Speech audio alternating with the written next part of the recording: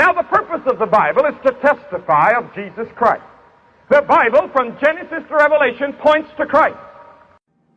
The Bible is true in a very strange way.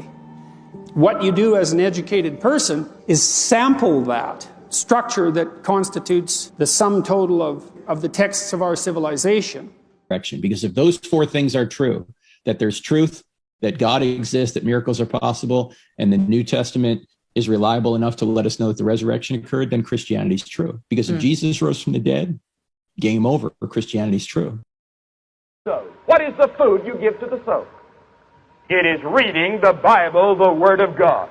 And I don't care who you are, you cannot live a victorious life if you neglect Bible reading and Bible study.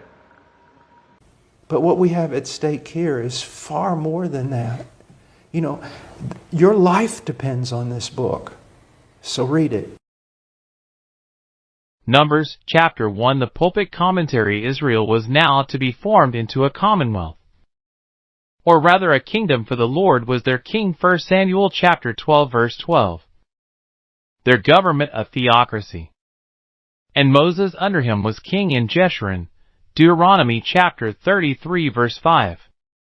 Now, for the right settlement of this holy state, next to the institution of good laws, was necessary the institution of good order. An account therefore must be taken of the subjects of this kingdom, which is done in this chapter, where we have, first, orders given to Moses to number the people, verses 1 through 4. Second, persons nominated to assist him herein, verses 5 through 16. Third, the particular number of each tribe, as it was given in to Moses, verses 17 through 43. Fourth, the sum total of all together, verses 44 through 46. Fifth, an exception of the Levites, verses 47, etc. Verses 1 through 16. First, we have here a commission issued out for the numbering of the people of Israel. And David, long after, paid dearly for doing it without a commission. Here is 1. The date of this commission, verse 1. 1. The place. It is given at God's court in the wilderness of Sinai, from his royal palace. The tabernacle of the congregation. 2. The time. In the 2nd year after they came up out of Egypt, we may call it the 2nd year of that reign. The laws in Leviticus were given in the 1st month of that year. These orders were given in the beginning of the 2nd month. 2. The directions given for the execution of it, verses 2 and 3. 1. None were to be numbered but the males, and those only such as were fit for war. None under 20 years old, for, though some such might have bulk and strength enough for military service, yet, in compassion to their tender years, God would not have them put upon it to bear arms. 2. Nor were any to be numbered who through age, or bodily infirmity, blindness, lameness, or chronical diseases, were unfit for war, the church being militant. Those only are reputed the true members of it that have enlisted themselves soldiers of Jesus Christ. For our life, our Christian life, is a warfare. 3. The account was to be taken according to their families, that it might not only be known how many they were, and what were their names, but of what tribe and family, or clan, nay, of what particular house every person was, or, reckoning at the muster of an army, to what regiment every man belonged, that he might know his place himself, and the government might know where to find him. They were numbered a little before this, when their poll money was paid for the service of the tabernacle. Exodus chapter 38 verses 25 and 26. But it should seem they were not then registered by the house of their fathers, as now they were. Their number was the same then that it was now, 603,550 men, for as many as had died since then, and were lost in the account. So many had arrived to be 20 years old, and were added to the account. Note, As one generation passeth away, another generation cometh. As vacancies are daily made, so recruits are daily raised to fill up the vacancies. And Providence takes care that, one time or other in one place or other, the birth shall balance the burials, that the race of mankind and the holy seed may not be cut off and become extinct. 3. Commissioners are named for the doing of this work. Moses and Aaron were to preside, verse 3. And one man of every tribe that was renowned in his tribe, and was presumed to know it well, was to assist in it the princes of the tribes, verse 16. Note, those that are honorable should study to be serviceable. He that is great, let him be your minister, and show, by his knowing the public, that he deserves to be publicly known. The charge of this muster was committed to him, who was the Lord Lieutenant of that tribe. Now, second, why was this account ordered to be taken and kept? For several reasons. 1. To prove the accomplishment of the promise made to Abraham, that God would multiply his seed exceedingly, which promise was renewed to Jacob, Genesis chapter 28 verse 14, that his seed should be as the dust of the earth. Now it appears that there did not fail one tittle of that good promise, which was an encouragement to them to hope that the other promise of the land of Canaan for an inheritance should also be fulfilled in its season, when the number of a body of men is only guessed at upon the view.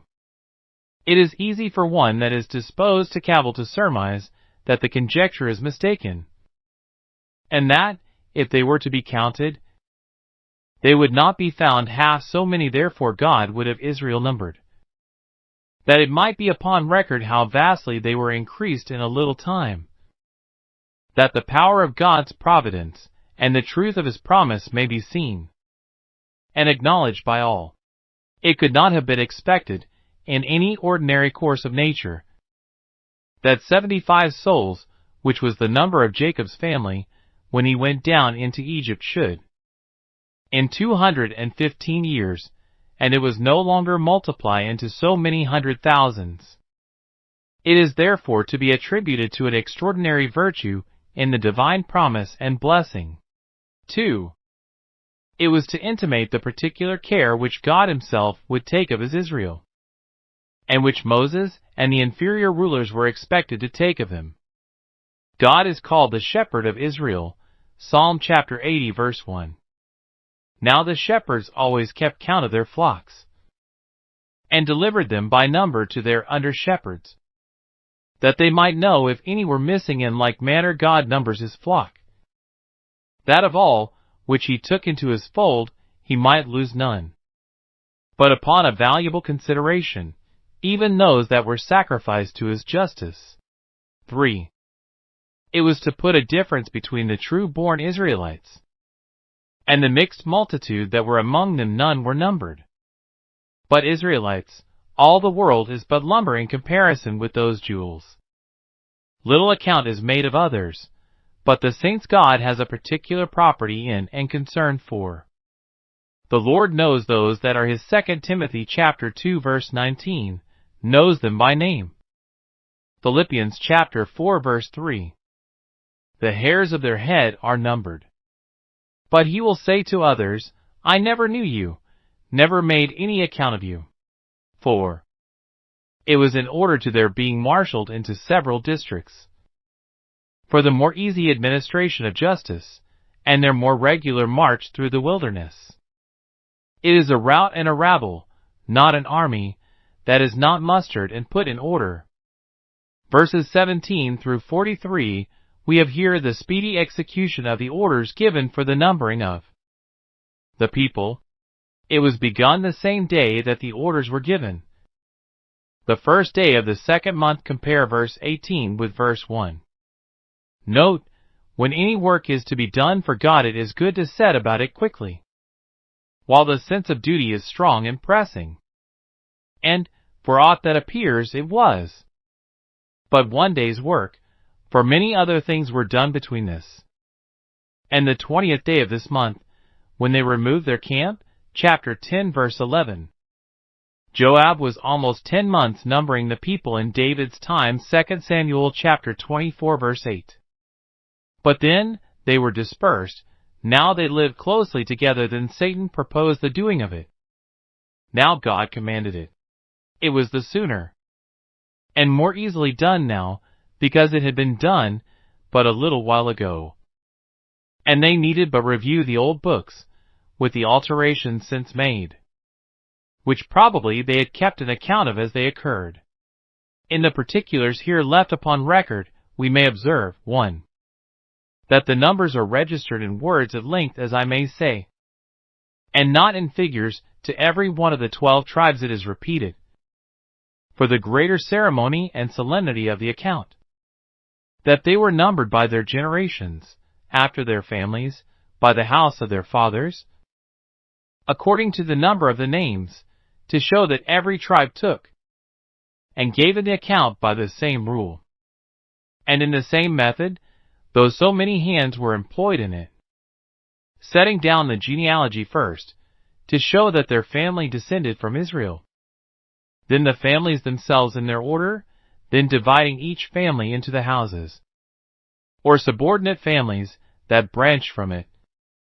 And under these the names of the particular persons, according to the rules of heraldry. Thus every man might know who were his relations, or next of kin, on which some laws we have already met with did depend, besides that the nearer any are to us in relation, the more ready we should be to do them good. 2. That they all end with hundreds, only Gad with 50 verse 25. But none of the numbers descend to units or tens. Some think it was a special providence that ordered all the tribes just at this time to be even numbers, and no odd or broken numbers among them, to show them that there was something more than ordinary designed in their increase, there being this uncommon in the circumstance of it. It is rather probable that Moses, having some time before appointed rulers of hundreds and rulers of fifties, Exodus chapter 18 verse 25, they numbered the people by their respective rulers, which would bring the numbers to even hundreds or fifties. 3. That Judah is the most numerous of them all, more than double to Benjamin and Manasseh, and almost 12,000 more than any other tribe. Verse 27. It was Judah whom his brethren must praise, because from him Messiah, the Prince, was to descend, but because that was a thing at a distance, God did in many ways honor that tribe in the meantime, particularly by the great increase of it, for his sake, who was to spring out of Judah. Hebrews chapter 7 verse 14, in the fullness of time. Judah was to lead the van through the wilderness, and therefore was furnished accordingly with greater strength than any other tribe. 4. Ephraim and Manasseh, the sons of Joseph, are numbered as distinct tribes, and both together made up almost as many as Judah. This was in pursuance of Jacob's adoption of them, by which they were equaled with their uncles Reuben and Simeon. Genesis chapter 48 verse 5. It was also the effect of the blessing of Joseph, who was to be a fruitful bough. Genesis chapter 49 verse 22. And Ephraim the younger is put first, and is more numerous than Manasseh, for Jacob had crossed hands, and foreseen 10,000s of Ephraim, and thousands of Manasseh. The fulfilling of this confirms our faith in the spirit of prophecy with which the patriarchs were endued. 5. When they came down into Egypt, Dan had but one son. Genesis chapter 46 verse 23. And so his tribe was but one family. Ch 26:42. Benjamin had then 10 sons. Genesis chapter 46 verse 21. Yet now the tribe of Dan is almost double in number to that of Benjamin. Note, the increasing and diminishing of families do not always go by probabilities. Some are multiplied greatly, and again are diminished, while others that were poor have families made them like a flock. Psalm chapter 107 verses 38, 39, and 41, and see Job chapter 12 verse 23. 6. It is said of each of the tribes that those were numbered who were able to go forth to war, to remind them that they had wars before them, though now they were in peace, and met with no opposition. Let not him that girdeth on the harness boast as though he had put it off. Verses 44 through 46, we have here the sum total at the foot of the account. They were in all 600,000 fighting men, and 3,550 over. Some think that when this was their number some months before Exodus chapter 38 verse 26, the Levites were reckoned with them. But now the tribe was separated for the service of God. Yet so many more had by this time attained to the age of 20 years, as that still they were the same number, to show that whatever we part with for the honor and service of God, it shall certainly be made up to us one way or other. Now we see what a vast body of men they were. Let us consider 1. How much went to maintain all these, besides twice as many more, no question, of women and children, sick and aged, and the mixed multitude for 40 years together in the wilderness. And they were all at God's finding every day, having their food from the dew of heaven, and not from the fatness of the earth. Oh, what a great and good housekeeper is our God, that has such numbers depending on him, and receiving from him every day. 2. What work sin makes with a people within 40 years, most of them would indeed have died, of course, for the common sin of mankind. 4. When sin entered into the world, death came with it. And how great are the desolations which it makes in the earth! But, for the particular sin of unbelief and murmuring, all those that were now numbered, except 2, laid their bones under their iniquity, and perished in the wilderness. 3. What a great multitude God's spiritual Israel will amount to at last, though at one time and in one place they seem to be but a little flock, yet when they come all together they shall be a great multitude, innumerable. Revelation chapter 7 verse 9. And, though the church's beginning be small, its latter end shall greatly increase. A little one shall become 1,000. Verses 47 through 54. Care is here taken to distinguish from the rest of the tribes the tribe of Levi, which in the matter of the golden calf had distinguished itself. Exodus chapter 32 verse 26. Note, singular services shall be recompensed with singular honors. Now, first, it was the honor of the Levites that they were made guardians of the spiritualities. To them was committed the care of the tabernacle, and the treasures thereof, both in their camps and in their marches. 1. When they moved, the Levites were to take down the tabernacle, to carry it, and all that belonged to it, and then to set it up again in the place appointed, verses 50 and 51. It was for the honor of the holy things that none should be permitted to see them, or touch them, but those only who were called of God to the service. Thus we all are unfit and unworthy to have fellowship with God until we are first called by His grace into the fellowship of His Son Jesus Christ our Lord. And so, being the spiritual seed of that great high priest, are made priests to our God. And it is promised that God would take Levites to Himself, even from the Gentiles. Isaiah chapter 66 verse 21. 2. When they rested, the Levites were to encamp round about the tabernacle, verses 50 and 53, that they might be near their work, and resident upon their charge, always ready to attend, and that they might be a guard upon the tabernacle, to preserve it from being either plundered or profaned. They must pitch round about the tabernacle, that there be no wrath upon the congregation, as there would be if the tabernacle and the charge of it were neglected, or those crowded upon it that were not allowed to come near. Note, great care must be taken to prevent sin, because the preventing of sin is the preventing of wrath. Second, it was their further honor that as Israel, being a holy people, was not reckoned among the nations, so they, being a holy tribe, were not reckoned among other Israelites, but numbered afterwards by themselves. Verse 49. The service which the Levites were to do about the sanctuary is called as we render it in the margin of warfare, chapter 4 verse 23. And, being engaged in that warfare, they were discharged from military services, and therefore not numbered with those that were to go out to war. Note, those that minister about holy things should neither entangle themselves, nor be entangled in secular affairs.